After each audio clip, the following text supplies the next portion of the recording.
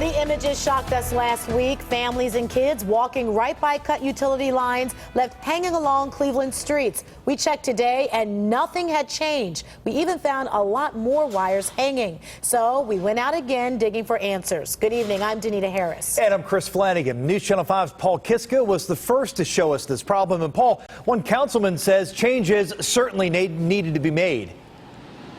That's right, Chris. Cleveland City Councilman Tony Brancatelli just named director of the Cleveland Utilities Committee, and that's timely because he said he's taking this issue, this problem in Cleveland's neighborhoods very seriously, an issue we've been focusing on. Wires hanging onto the sidewalk on both ends of the street. What appear to be cable and phone lines cut and hanging low all over. This is East 55th near Fleet Avenue, but could be any Cleveland street.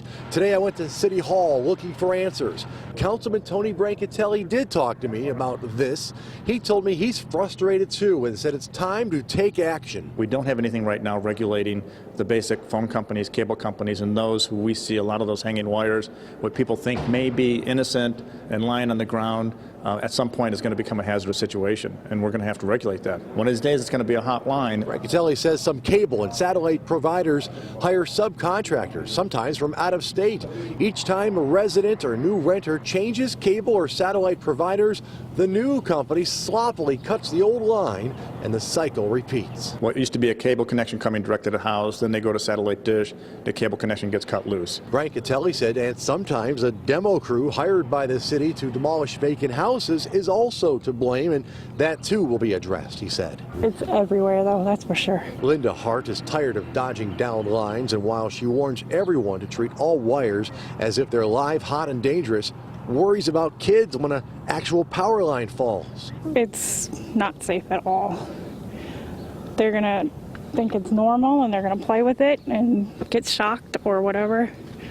It's very dangerous. 3600 East 55th. I contacted cable, phone, and the power companies with some of the addresses, even coming across what looks like a power line in a tree. The councilman appreciates our attention on this problem. I certainly appreciate all the efforts. It's all hands on deck right now. Now, Maureen Harper, spokesperson for Mayor Frank Jackson and the city of Cleveland, gave us this statement just after 5 o'clock today here at City Hall. Quote, "We expect utility and cable lines to be taken care of properly and promptly by the private utility and cable companies. We're reviewing existing laws to see what type of authority we have regarding this issue.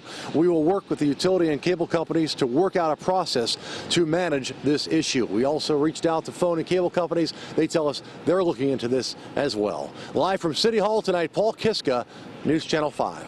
All right, Paul, thanks for that live report again. Here now a look at some of the numbers you can call to report utility lines that you see dangling. Remember, those lines could be phone, cable, or power, so stay away from them. We'll also post these numbers on our website, newsnet5.com.